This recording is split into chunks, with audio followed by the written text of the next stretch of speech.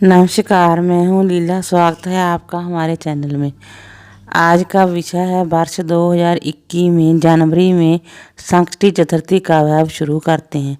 संकष्टी चतुर्थी सौम्य भगवान या भगवान गणेश को समर्पित एक शुभ दिन है।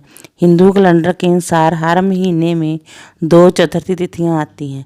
कृष्ण पक्ष के दौरान पूर्णिमा के बाद की चतुर्थी को संकष्टी चतुर्थी के रूप से जाना जाता है और शुक्ल पक्ष के दौरान अमावस्या के बाद चतुर्थी तिथि को विनायक चतुर्थी के रूप में जाना जाता है। भगवान गणेश के अलग अलग नाम हैं, जैसे विनायक, गणपति, विघ्नहर्ता। इसलिए इस दिन भक्त उपवास करते हैं और भगवान गणेश जी से आशीर्वाद लेते हैं और उनके जीवन में सभी बाधाओं से छुटकारा पाने के लिए कठिन समय में एक उपलब्धि के रूप में बाहर आने के लिए भगवान गणेश की पूजा करते हैं। अब बात कर संकष्टी चतुर्थी कब है। इस साल विघ्नराज संकष्टी चतुर्थी 2 जनवरी 2021 को दिन शनिवार को मनाई जाएगी। चतुर्थी तिथि शुरू होगी 2 जनवरी 2021 को सुबह 9:09 पर।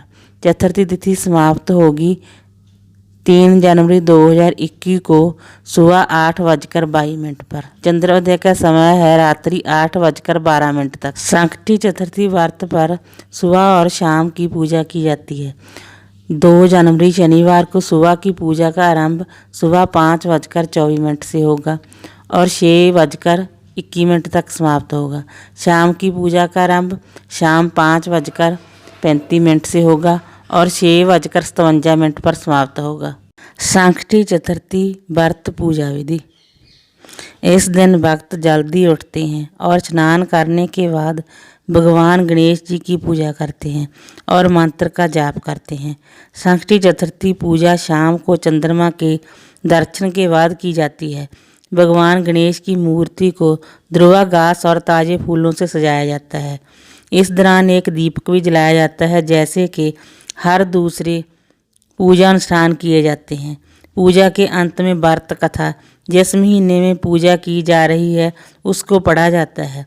संकष्टी चतुर्थी पर मोदक बहुत महत्वपूर्ण भूमिका निभाते हैं, क्योंकि मोदक भगवान गणेश के पसंदीदा भोजन में एक है, जो ज़्यादातर भक्तों द्वारा इस त्यौहार पर चढ़ावे के रूप में चढ़ाया जाता है।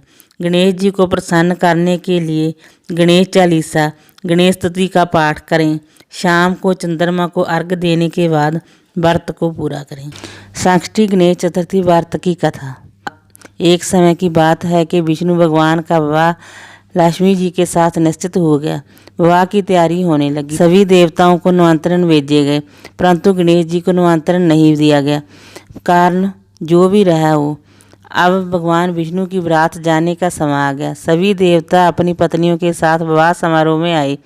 उन सब ने देखा कि गणेश जी कहीं दिखाई नहीं दे रहे हैं। तब वे आपस में चर्चा करने लगे कि क्या गणेश जी को नहीं न्योता दिया, जहाँ संभ्या गणेश जी नहीं आए। सभी को इस बात पर आश्चर्य होने लगा। तभी सबने विचार किया कि विष्णु भगवान से ही इसका कारण पूछा जाए। विष्णु भगवान से पूछने पर उन्होंने कहा कि हमने गणेश जी के पिता भोलेनाथ महादेव को न्योता भेजा है। यदि गणेश जी अपने पिता के साथ आना चाहते तो आ जाते। अलग से न्योता देने की कोई आवश्यकता भी नहीं थी। दूसरी बात यह है कि उनको 1.25 मन मूंग, 1.25 मन चावल, 1.25 मन घी और 1.25 मन लड्डू का भोजन दिन भर में चाहिए। यदि गणेश जी नहीं आएंगे तो कोई बात नहीं, दूसरे के घर जाकर इतना सारा खाना पीना अच्छा भी नहीं लगता है। इतनी वार्ता कर ही रहे थे कि किसी एक ने सुझाव दिया कि यदि गणेश जी आ भी जाएं तो उनको द्वारपाल बनाकर बिठा देंगे कि आप का ध्यान रखना। आप तो चूहे पर बैठकर धीरे धीरे चलोगे तो बारात से पीछे रह जाओगे। जय सुझाव भी सबको पसंद आ गया, तो विष्णु भगवान ने अपनी सहमति दे दी। होना क्या था कि इतने में गणेश जी वहाँ आ पहुँचे। उन्हें समझा बुझाकर घर की रखवाली करने बैठा दिया। बारात चल दी। तब नारद जी ने देखा कि गणेश जी तो दरवाजे पर ही बैठे हुए हैं, तो वे गणेश जी के पास गए और रुकने का कारण पूछा।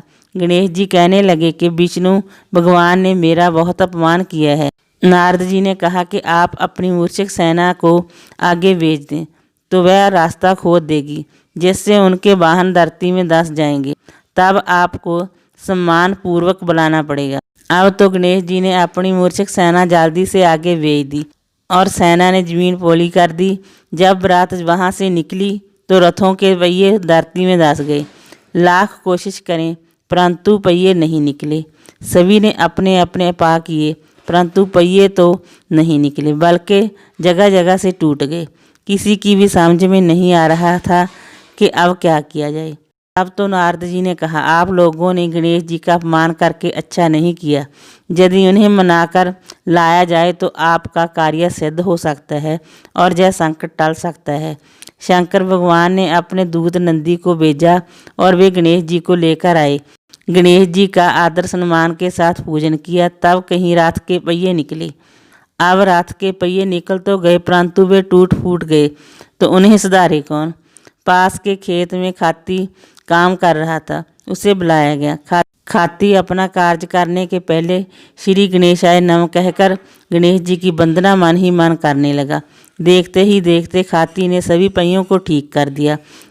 तब खाती कहने लगा कि हे देवताओं, आपने सर्वप्रथम गणेश जी को नहीं मनाया होगा और ना ही उनकी पूजन की होगी, इसलिए तो आपके साथ यह संकट आया है। हम तो मूर्ख अज्ञानी हैं, फिर भी पहले गणेश जी को पूजते हैं, उनका ध्यान करते हैं। आप लोग तो देवतागण हैं, फिर भी आप गणेश जी को कैसे भूल गए। अब आप भगवान गणेश जी की जय बोलकर जाएं तो आपके सब काम बन जाएंगे और कोई संकट भी नहीं आएगा। ऐसा कहते हुए बारात वहाँ से चल दी और विष्णु भगवान का लक्ष्मी जी के साथ विवाह संपन्न करा के सभी सकुशल घर लौट आए। हे गणेश जी महाराज, आपने विष्णु को जैसे कार्य सारियो ऐसा कार्य सबको सिद्ध कर जो। बोलो गजानन भगवान की जय। वीडियो अच्छी लगी हो तो लाइक कीजिए, शेयर कीजिए, सब्सक्राइब कीजिए। Thanks for watching this video.